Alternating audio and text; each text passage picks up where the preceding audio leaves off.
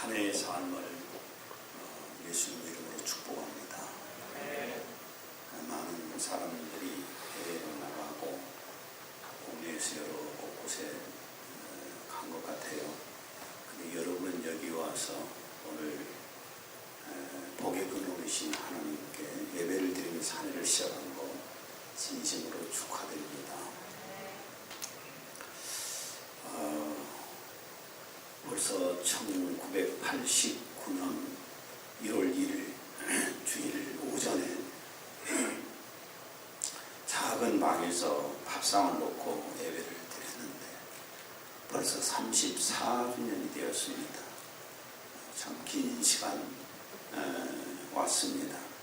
그동안 수많은 어려움 속에서도 교회가 유지되었었고 또 건축한 지 약 15년이 되었는데 지금까지 온 것은 그야말로 교회적으로나 제 개인적으로나 전적으로 하나님의 은혜였습니다. 고린도전서 15장 10절을 읽습니다.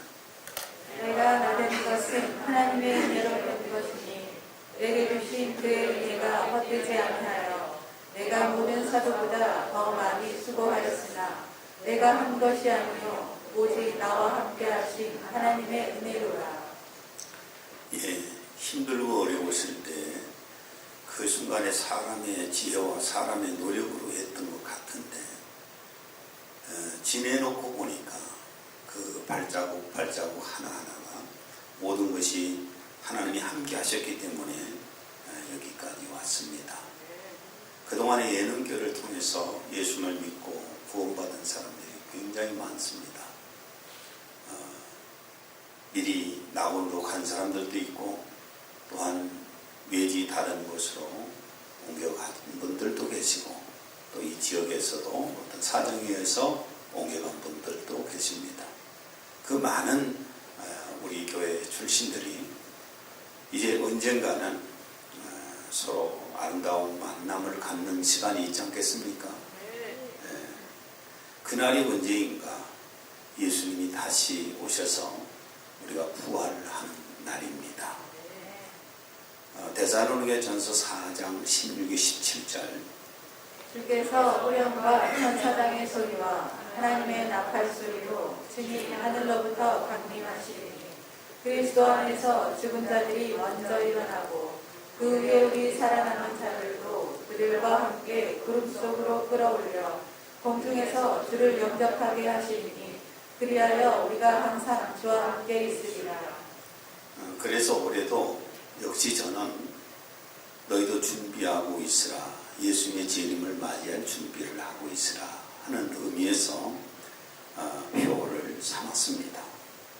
올 한 해가 예수님 준비할 수 있는, 재림을 맞이할 수 있는 준비를 하는 그런 기회가 되었으면 좋겠습니다. 성경은 하나님께서 약속하신 내용의 책입니다. 하나님께서 약속하신 내용의 책입니다.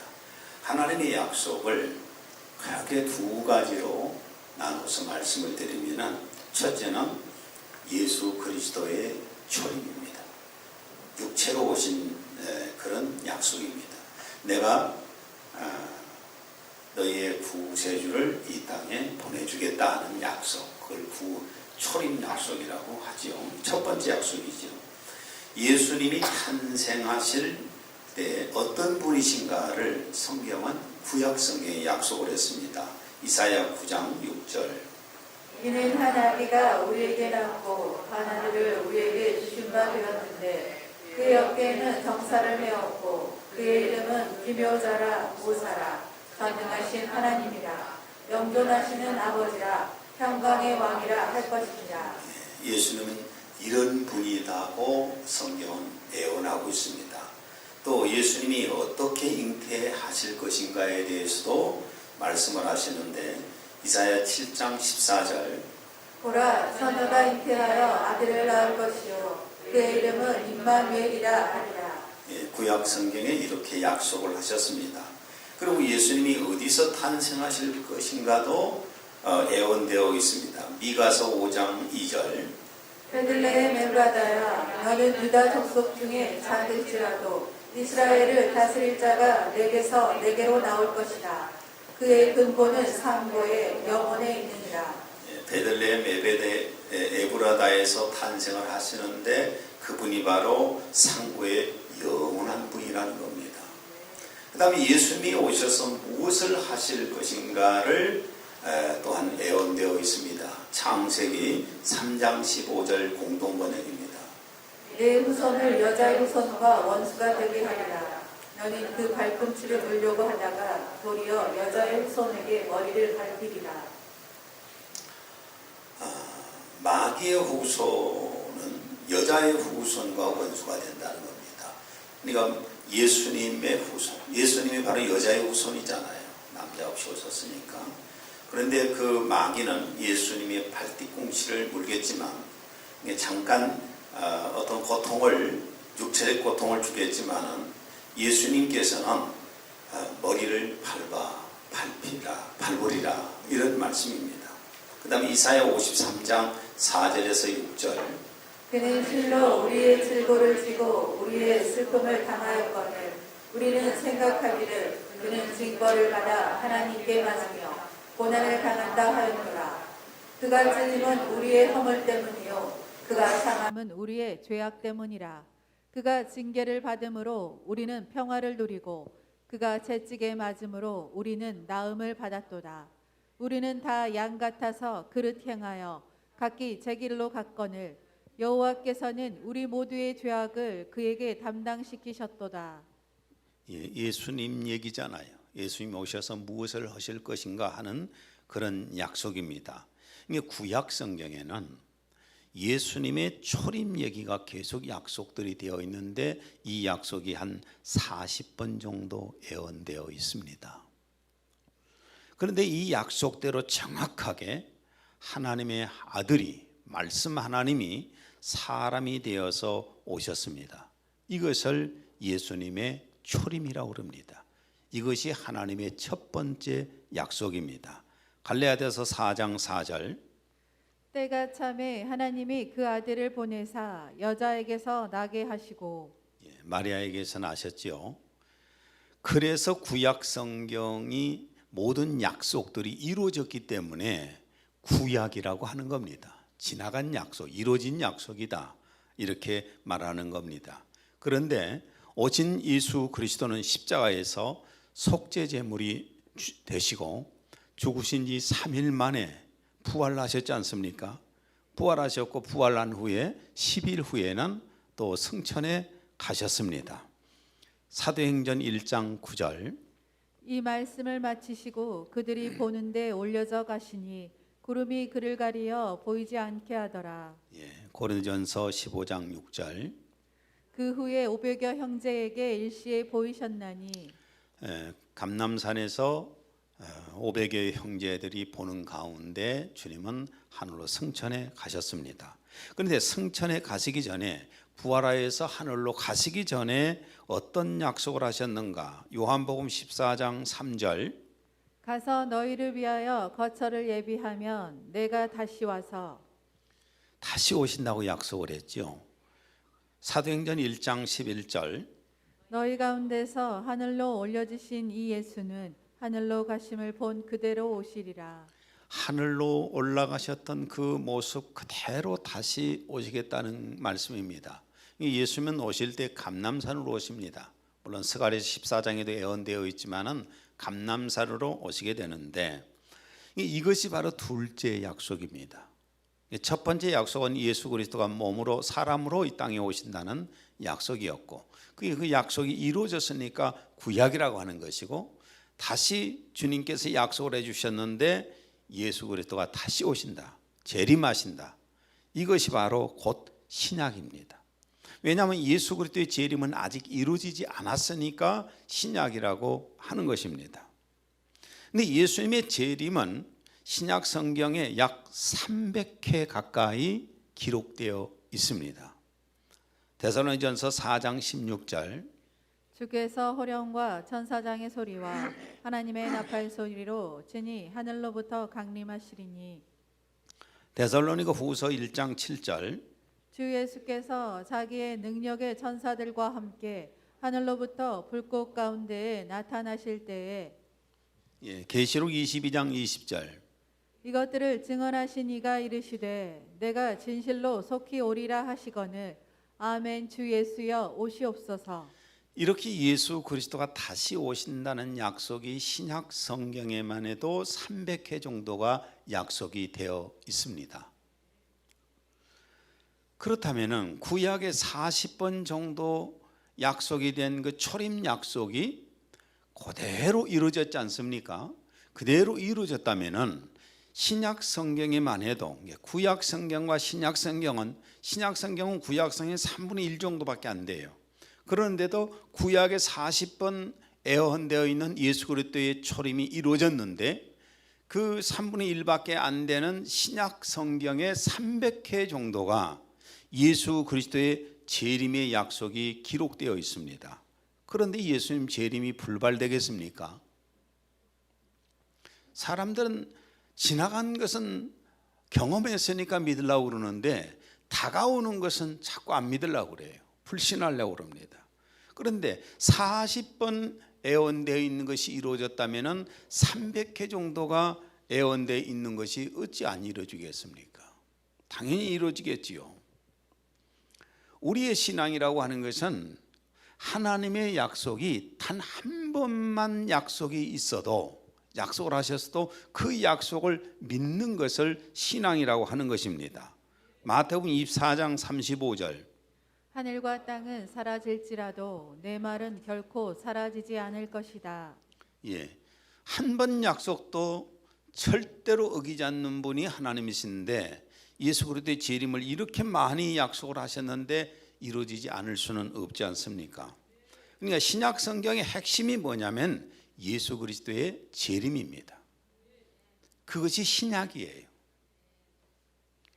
그런데 예수님 재림을 믿지 않는다면 그 믿음은 가짜고 그냥 기독교 종교인에 불과한 것입니다.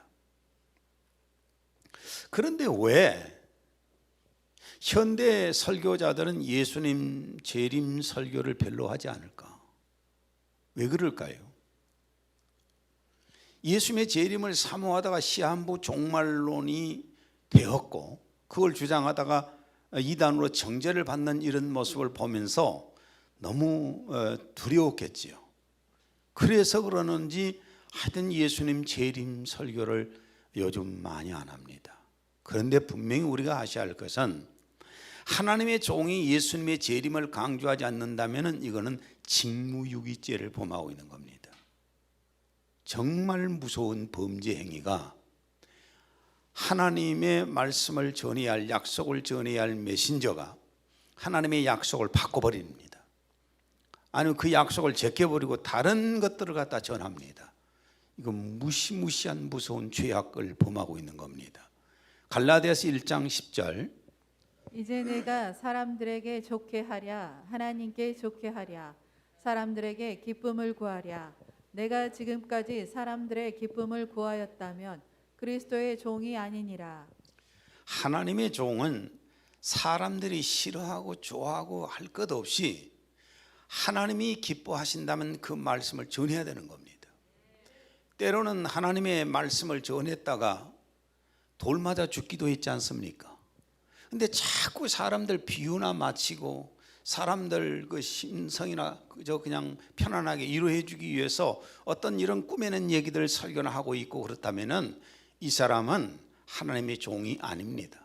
하나님의 종은 현장에서 설교하다 돌에 맞아서 죽고 설교를 듣다가 그냥 밖으로 나가버린 사람들이 있을지라도 하나님의 말씀을 그대로 전하는 사람이 하나님의 종인 겁니다.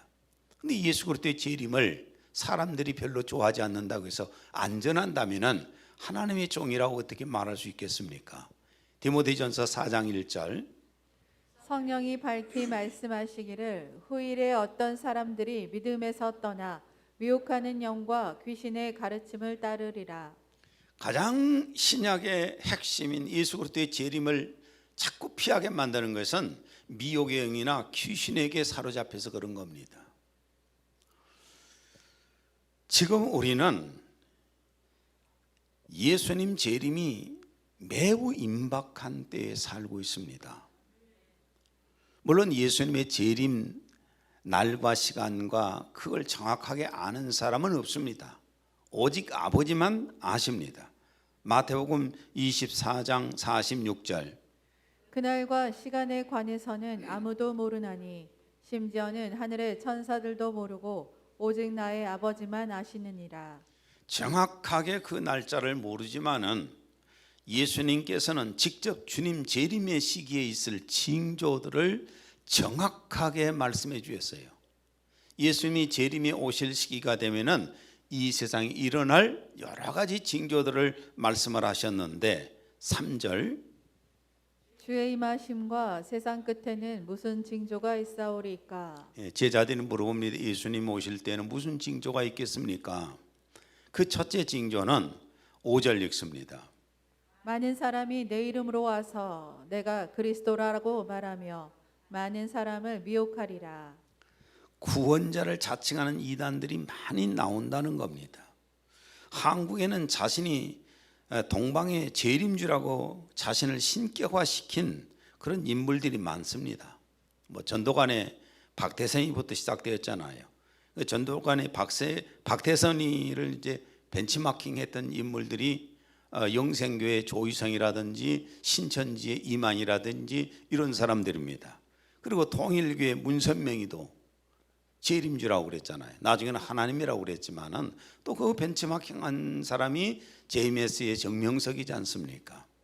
또 하나님의 교회 뭐 안산홍이, 엘리야 복음성의 박명호 등등 뭐 자신이 재림주라고 하는 사람들이 숫자가 엄청나게 많습니다. 뭐 정확하게 몇 명인지 통계를 내기 어려울 정도입니다. 그리고 어느 교단이 낸 통계를 보니까 우리 한국의 기독인이라고 자처하는 사람들이 650만이라고 그럽니다. 많이 줄어들었어요. 650만인데 그 중에 200만이 이단이라는 겁니다. 이단이 3분의 1이 되었어요. 얼마나 이단이 많아졌습니까? 또 거기다가 정통 교회들마저도 다른 종교들과 연합하고 혼합 종교가 되어서 이단이 되었습니다. 정통 교단에 간판을 붙였다 할지라도 타 종교하고 연합하고 있다면 그건 이단입니다. 지금 한국 교회가 이런 상황이잖아요. 지금 어떤 교회가 누가 진짜인지 분별하기 어려운 그런 시대입니다. 이단이 판쳐요. 예수 그리스도의 재림이 가까웠다는 거지요. 두 번째 징조는 또 전쟁이 계속된다는 겁니다. 6절에서 7절. 또 너희는 전쟁과 전쟁의 소문을 들을 것이라. 민족이 민족을 대적하고 나라가 나라를 대적하여 일어나겠으며. 지금 세계 하약고라고 말하는 중동 지역으로 세계 강대국들의 군사들이 지금 모여들고 있습니다. 그쪽으로 지금 계속 모여들고, 그리고 또 이스라엘과 또 아랍의 그 연합군들 전쟁이 1948년부터 시작되어서 수차례 있어 왔지 않습니까? 지금도 러시아와 우크라이나의 전쟁이 있는데 이 전쟁도 서방 국가와 공산 국가의 대립이에요. 정확하게 한번 보게 되면 그 배우를 보면 그렇습니다. 서방 국가와 공산 국가의 대립이다 이렇게 볼 수 있고, 나중에 이스라엘과 아랍과의 전쟁이 또다시 있는 것처럼 보이지만 이것은 서방 국가와 러시아를 중심으로 한 이 공산 국가의 전쟁이에요. 이게 무시무시한 앞으로 전쟁이 기다리고 있는 겁니다. 그러니까 지금 우리는 일촉즉발의 그런 상황, 전쟁의 그런 상황 속에서 우리가 살고 있어요. 예수님의 재림의 징조입니다. 그 다음에 세 번째 징조는 세계의 식량 문제와 전염병이 매우 심각한 상태가 된다는 겁니다. 7절. 기근과 역병과 지진이 여러 곳에서 있을 것이니. 지구 사막화의 면적은 전 세계의 지금 땅덩어리 3분의 1이 사막화가 됐다는 건데, 그리고 지금 현재 매년 한반도 크기의 면적이 사막화가 되고 있답니다. 이런 상황이 되면은 농사를 짓지 못합니다. 얼마나 식량이 어려워지겠습니까? 그 다음에 지금 바닷물이 오염되어 가지고 뭐 해초류라든지 고기라든지 이런 것들을 앞으로 점점점 먹기 어려워질 겁니다. 또 나온다 할지라도 오염되어서 먹기가 힘들어지고 있고요. 지금 세계 인구 약 80억 가운데 12억 정도가 굶주림 속에 있다는 겁니다. 이게 지금 현 실정이에요. 우리가 뭐 워낙 부자 나라로 잘 사니까 이런 것에 관심이 별로 없겠지만은 세계는 12억 인구가 지금 굶주리고 있다고 말이에요. 그리고 지구가 여러분도 지금 뭐 뉴스를 통해서 계속해서 보시겠지만은 지구 상태를 보세요. 공기 오염으로 인해서 온난화 현상이 일어나는데 이상 기온들이 막 일어나고 있잖아요. 자, 어떻게 보면은 이 지구 땅덩어리가 지금 뒤죽박죽이에요.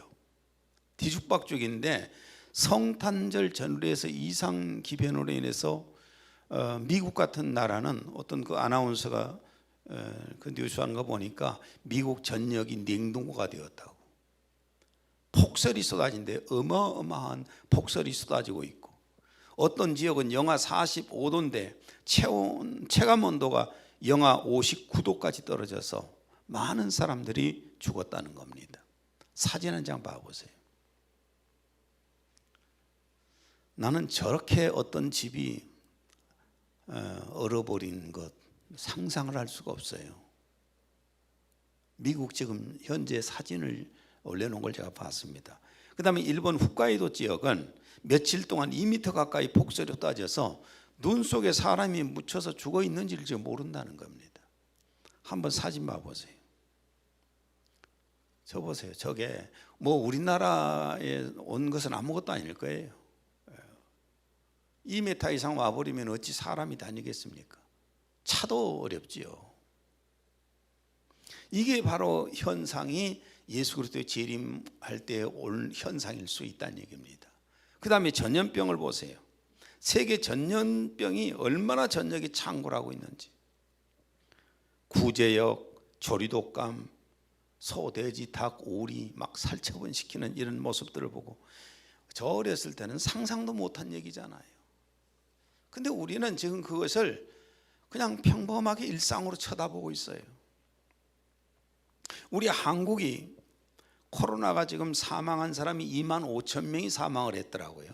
지금까지 사망자를 보니까 세계 사망자는 통계가 안 나옵니다. 미국도 100만 명이 넘게 사망을 했어요. 그리고 중국은 12월 20일로 보니까 하루 3,700만 명이 확진되었어요. 우리나라 인구 거의 가까워지잖아요. 하루에. 그리고 사망자가 5천 명, 하루에 5천 명이 죽었어요. 화장장이 부족해서 길거리에 시체들이 막 누워 있잖아요. 컨테이너 박스 안에 시체가 막 누워 있고. 이게 현실이에요. 여러분, 제가 뭐 가상적인 얘기한 게 아니잖아요. 지금 심각한 상태입니다. 전염병. 또 전문가들은 그러잖아요. 이거보다도 더 코로나19보다도 계속 변이가 일어나면서 엄청나게 무서운 전염병이 온다고들 하고 있습니다. 이게 예수 그리스도의 재림의 징조인 겁니다. 그 다음에 네 번째 징조는 지진과 화산 폭발입니다. 100년 전만 해도 화산 폭발이나 지진은 참 어쩌다 한번 있는 일들이었어요. 그런데 지금 일본은 사람들이 체감할 수 있는 지진이 하루에 5번 정도 있답니다. 우리나라도 지진 안전지대는 아닐 거예요. 여기저기서 조그맣지만 뭐 일어나고 있잖아요. 앞으로 대환란 때 있을 지진에 대하여서 성경이 예언하고 있습니다. 계시록 16장 18절에서 20절. 큰 지진이 일어났는데 그 지진이 너무도 엄청나서 사람이 땅에 거주한 이래로 그처럼 강력하고 큰 지진은 일찍이 없었더라. 또 그 큰 도성이 세 부분으로 갈라지고 민족들의 성읍도 붕괴되며 모든 섬이 사라지고 산들도 보이지 아니하더라. 학자들이 자꾸 이런 것을 영해를 해요. 영적인 해석을 해서 이걸 상징으로 풀어버리고 뭐 이렇게 되는데, 여러분 문자적으로 이걸 봐야 됩니다. 분명히 문자적으로 어마어마한 지진이 일어나면요, 전 세계 도시들이 막 갈라져 버릴 것이고 섬들이 아예 없어져 버리고 높은 산악들이 주저앉아서 없어져 버리는 이런 상황이 온다는 겁니다. 근데 지질학자들 말이 또 그렇습니다. 큰 지진이 일어날 준비를 땅속에서 지금 하고 있다는 겁니다. 그런데 이 정도 난리는 시작에 불과하고 7년 대환란 때에 가서 끝나게 됩니다. 마태복음 24장 6절. 난리와 난리 소문을 듣겠으나 너희는 삼가 두려워하지 말라. 이런 일은 있어야 하되 아직 끝은 아니니라. 아직 끝이 아니라는 겁니다. 지금이 예수님 재림의 시간표에서 재림 직전에 와 있다고 느낄 수가 있습니다. 우리가 그런 시대에 살고 있어요. 마지막으로 예수님의 재림의 징조가 뭐냐 하면은 이스라엘 민족의 독립은 예수님 재림과 굉장히 밀접한 관계를 가지고 있습니다. 32절. 무화과 나무의 한 비유를 배우라. 그 가지가 유연해지고 잎이 나오면 여름이 가까운 줄 너희가 아나니. 무화과 나무는 이스라엘을 상징하지 않습니까? 이스라엘 민족은 AD 70년도에 노마에 의해서 멸망을 당했고 세계 구석구석, 주로 물론 유럽 쪽이지만은 유럽하고 러시아 쪽에 흩어졌지만은 구석구석 흩어져서 2000년 동안 나라가 없이 그냥 그렇게 흩어져서 박해를 받으면서 살아왔습니다. 그렇게 살다가 1948년도에 옛날 이스라엘 땅, 고토 가나안 땅에다가 독립을 했습니다. 이거 있을 수 있는 일이겠습니까? 2000년 만에 자기 땅에, 옛날 자기 땅에 가서 그 이름을 가지고 독립을 했어요. 33절. 이와 같이 너희도 이 모든 것을 보면 그 일이 가까이 곧 문들 앞에 이른 줄 알라. 너희도 이 모든 것을 보면 그 일이 가까이 곧 문들 앞에 이른 줄 알라. 이스라엘의 독립을 보면 예수님의 재림이 바로 문 앞에 와 있다는 것을 알라는 겁니다. 그럼 예수님께서 언제 하늘문을 열고 공중으로 재림하실까? 34절에 35절. 진실로 내가 너희에게 말하노니 이 세대가 지나가기 전에 이 모든 일들이 이루어지리라. 하늘과 땅은 없어져도 내 말은 결코 없어지지 아니하리라. 이스라엘을 본 세대, 이스라엘의 독립을 본 세대가 다 죽기 전에, 문자적으로 정확하게 해석을 그대로 하면은, 말씀을 드리면은 1948년생이 다 죽기 전에 예수님이 재림이 오신다는 겁니다. 1948년생이 있습니까? 손 한번 들어보세요. 예, 계시구만요. 48년생이 다 죽기 전에 주님이 재림하신다. 이게 문자적인 해석입니다. 로마서 13장 11절. 또한 너희가 이 시기를 알거니와 자다가 깰 때가 벌써 되었으니 이는 이제 우리의 구원이 처음 믿을 때보다 가까웠음이라. 예수 그리스도의 재림이 이제는 바울 사도가 처음 예수님 믿을 때보다도 지금 2000년이 지난 다음에 주님의 재림이 가까워졌다는 거예요. 그럼 우리가 자다가 깰 때가 됐잖아요. 그리스도인이 왜 예수님 재림을 기다려야 할까? 그럼 우리가 왜 예수 그리스도의 재림을 기다려야 되는가? 첫째는 자기 몸에 신령한 부활이 있기 때문입니다. 자기 몸의 부활을 믿지 않는다면 예수님 재림을 기다려야 할 이유가 없겠지요. 고린도전서 15장 51절에서 52절. 보라, 내가 너희에게 비밀을 말하노니 우리가 다 잠잘 것이 아니요 마지막 나팔에 순식간에 호련히 다 변화되리니 나팔 소리가 나매 죽은 자들이 썩지 아니할 것으로 다시 살아나고 우리도 변화되리라. 자신의 몸의 부활을 믿습니까? 그렇다면 예수님의 재림을 기다리세요. 지금 몸하고는 비교되지 않는 신령한 몸으로 부활되는 때가 예수님의 재림할 때입니다. 두 번째, 자기가 희생함에 일한 공로를 받을 수 있기 때문에 예수님의 재림을 기다리는 겁니다. 계시록 22장 12절. 보라, 내가 속히 오리니 내가 줄 상이 내게 있어 각 사람에게 그가 행한 대로 갚아주리라. 물론 주님을 위해서 일하지 않은 사람들, 그냥 세상을 위해서 살면서 세상에서 직업을 가지고 세상만을 위해서 살다가 그냥 지금까지 살아온 사람들은 예수님의 재림을 기다려야 할 이유가 없습니다. 왜냐하면 주님이 오신다 할지라도 받을 것이 없잖아요. 그렇다면 주님의 재림을 기다릴 필요가 별로 없어지겠지요. 다만 부활만 하기를 기다린다면 모르겠지만, 세 번째로 부활되어서 예수님 재림하시면은 그때 우리가 부활되어서 영원한 아버지의 집에 가서 살 수가 있기 때문에 예수님의 재림을 기다리는 겁니다. 요한복음 14장 3절. 가서 너희를 위하여 거처를 예비하면 내가 다시 와서 너희를 내게로 영접하여 나 있는 곳에 너희도 있게 하리라. 우리는 부활되어서 주님 앞에 가는 순간에 아버지의 영원한 아버지의 집에 들어가서 우리가 살 수가 있다는 겁니다. 이것을 소망하는 사람이라면 예수 그리스도의 재림을 기다리게 됩니다. 여러분, 몸의 부활을 믿습니까? 하늘 유업을 믿습니까? 아버지의 집에 가서 살 것을 믿습니까? 그렇다면 예수 그리스도의 재림이 우리의 삶 가운데 가장 기다리는 그런 기다림이 되어야 되는 겁니다.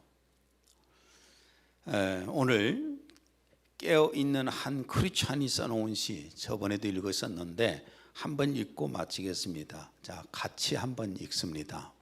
깨어라 빛의 자녀들이여, 돌아서라 비진리에서 진리로, 나오라 어둠에서 빛으로 빠져나오라. 하나님을 업신여기는 자들에게서 좁은 길로 들어서라. 될 수 있는 한 빨리 일어나라 늦기 전에. 하나님의 자녀가 있을 곳으로.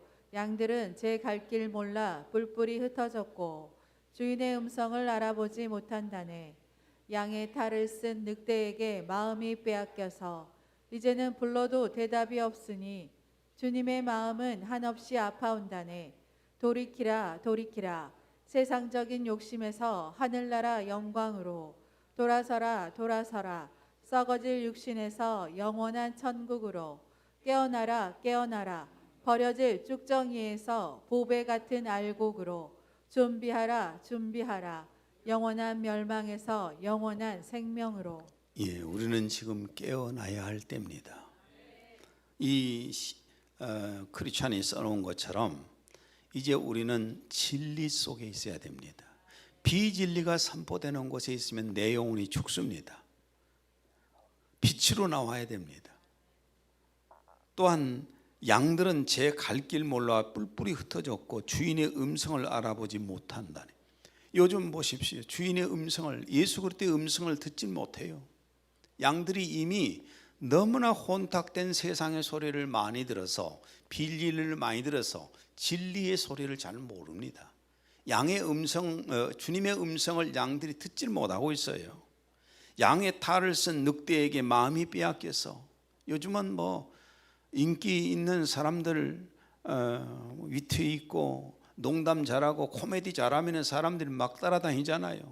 노래 잘 부르면 잘 따라다니잖아요. 이런 게 문제가 아니잖아요. 진리가 선포된 것을 따라가야 되는데 이제는 불러도 대답이 없으니 주님의 마음은 한없이 아파온다네. 요즘 현 교회가 딱 그런 것 같아요. 우리는 깨어납시다. 깨어서 예수 그리스도의 재림을 기다립시다. 기도합니다. 하나님 아버지, 오늘 또 이렇게 예수 그리스도의 재림을 준비하고 있으라는 말씀을 전했습니다. 하나님의 사랑하는 자녀들 마음속에 예수님의 재림을 믿고 그 예수 그리스도의 재림을 기다리게 하옵소서. 자신의 몸이 부활되고 수고한 것들에 대한 유업을 받을 수 있고 아버지의 집에서 살 수 있다는 사실을 믿고 예수님의 재림을 기다리게 하옵소서. 예수님 이름으로 기도했습니다. 아멘.